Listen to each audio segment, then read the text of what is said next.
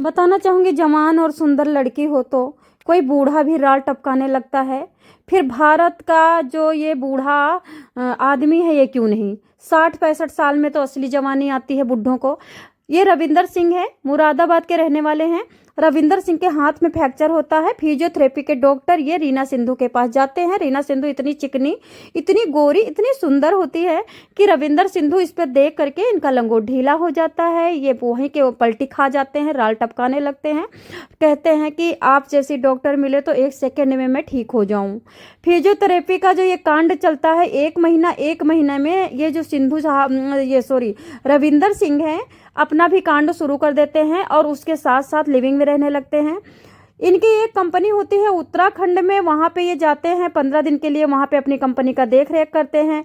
वहीं पे ये सिंधु जी को लेके जाते हैं। रीना जी पूजा पाठ करने वाली ये सुंदर सी महिला को, पूजा पाठ करने वाली महिला के अंदर क्या क्या मनसा छुपी है इसको कोई जान ही नहीं सकता। पूजा पाठ के नाम से नतमस्तक होता रहता है, ठीक है। पूजा पाठ करने वाले इंसान के अंदर कभी भी किसी मर्द के प्रति प्रेम ही नहीं हो सकता, कभी सास से नफरत नहीं हो सकता, कभी ननद से नफरत नहीं हो सकती, कभी सुंदर औरत से नफरत नहीं हो सकती, कभी भी किसी प्रकार का चहल पहल नहीं कर सकती, ठीक है। अब ये महारानी क्या करती हैं, इनके साथ रहते रहते कहती हैं अपनी पत्नी को छोड़ दो। इनकी पत्नी होती है, एक बेटा होता है 16 साल का। 20 साल पहले की बात बता रही हूँ। अब इनकी लाश मिले है उत्तराखंड के पहाड़ियों की खाई पर, वो 300-400 फीट नीचे। ये बताना चाहूंगी, ये जो फ्लैट लेते हैं, वो विला लेते हैं, वो 4 करोड़ का विला होता है।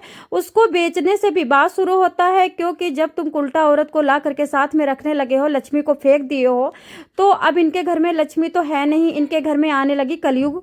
कलयुग का प्रकोप हो गया, इनकी कंपनियां बंद हो गई, ये गरीब हो गए। अब रीना सिंधु को जो ऐंठ ऐंठ के पैसा मिलता था अपने बॉयफ्रेंड को देती थी। इनको कभी पता ही नहीं चला बूढ़े आदमी को कि मेरी पत्नी का बॉयफ्रेंड है।